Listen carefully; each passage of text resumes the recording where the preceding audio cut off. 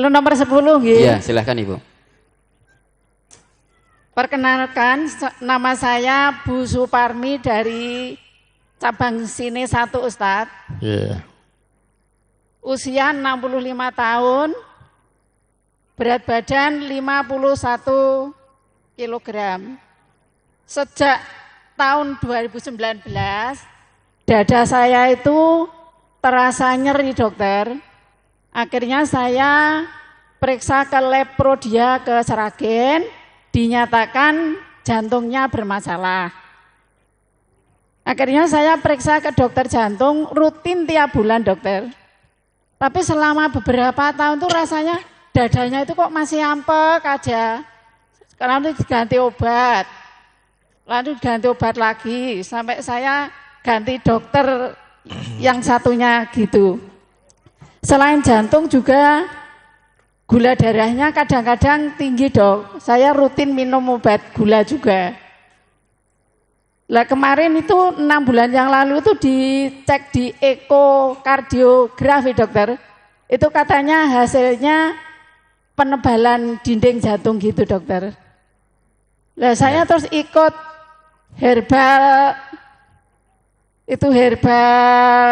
alami, disuruh minum mengkudu, sari-sari mengkudu itu kalau pagi-pagi sebelum makan besusu itu diparut, disaring terus diminum airnya.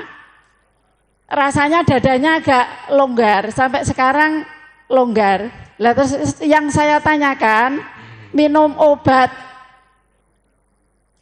ilmiah, obat kimia tadi sama obat sama herbalnya itu jarak waktunya berapa gitu. Matur nuwun dokter. Oh ya saya tuh dulu tuh sering sekali kerian dokter sebelum minum mengkudu, minum seledri itu sering kerian. Lah akhir-akhir ini ya alhamdulillah sudah berbeda. Itu gimana kalau sering kerian? Ya mudah-mudahan dengan minum herbal itu tadi keriannya sudah hilang, sudah terus sehat. Matur suwun dokter. Yes, sebentar Bu. Ibu tingginya berapa? Gimana dokter? Tinggi badannya berapa? Tinggi badannya 151. 151. Iya.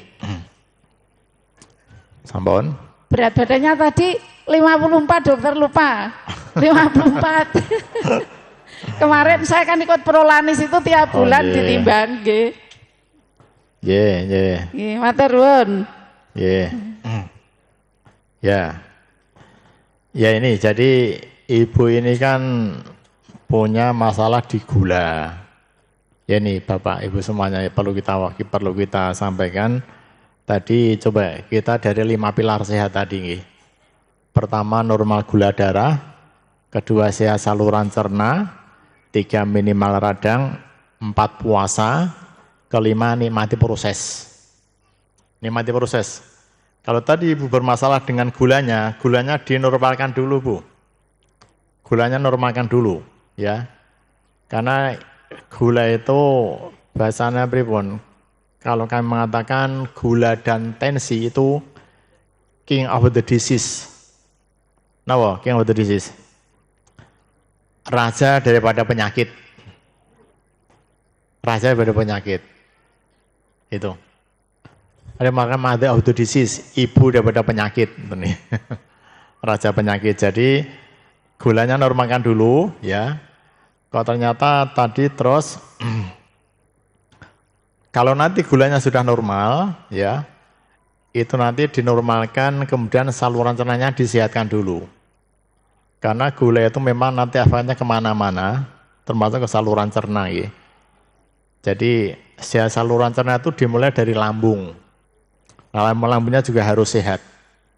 Karena dari lambung itu nantilah yang menyebabkan makanan itu bisa diproses, bisa dicerna, kemudian bisa diserap, yang tidak dibutuhkan dibuang. Itu. Jadi lambungnya harus sehat. Yang ketiga minimal radang. Nah, ini juga pola hidup Bu ya, pola hidup. Itu juga penting. Kalau termasuk malas gerak, itu termasuk menyebabkan peradangan. Ngerti nggih? Ibu yang suka marah-marah, seandainya mudah-mudahan tidak. itu juga menyebabkan peradangan.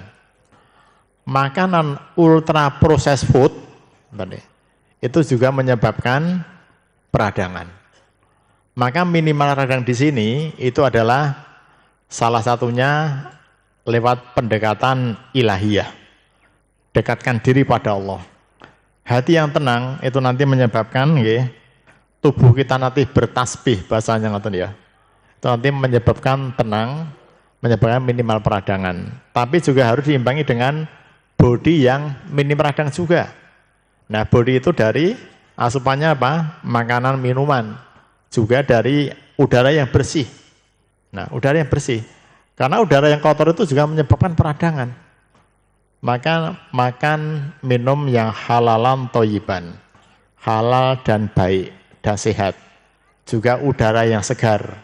Itu nanti bisa menjadi mengatasi yang nomor 3 ini, minimal radang. Puasa. Insya Allah seandainya bisa puasa itu lebih bagus lagi Bu ya. Bisa puasa. Kalau berat badan insya Allah ini sudah lumayan ya, sedikit gemuk, sedikit tinggi ya. Tapi nanti bisa sambil jalan ya di ini tadi diatasi. Terus tadi grounding ya, grounding. Grounding tadi apa tadi grounding? Berjalan tanpa alas kaki, menginjak tanah, rumput atau pasir. Itu penting. Tapi karena ibu punya gula, juga tetap harus diperhatikan kakinya. Kemudian kalau tadi kalau jantung bermasalah, itu biasanya dari tensi atau dari mungkin kolesterolnya juga tinggi. Jadi perlu dievaluasi juga. Dari gula juga bisa. Yang paling awal adalah gulanya. Kemudian yang kelima adalah nikmati proses. Ini yang paling penting. Nikmati proses sambil tetap ya berserah diri pada Allah. Kemudian nanti endingnya bagaimana? Allah khairu khiratullah. Bahwasanya ya pilihan terbaik itu adalah dari Allah.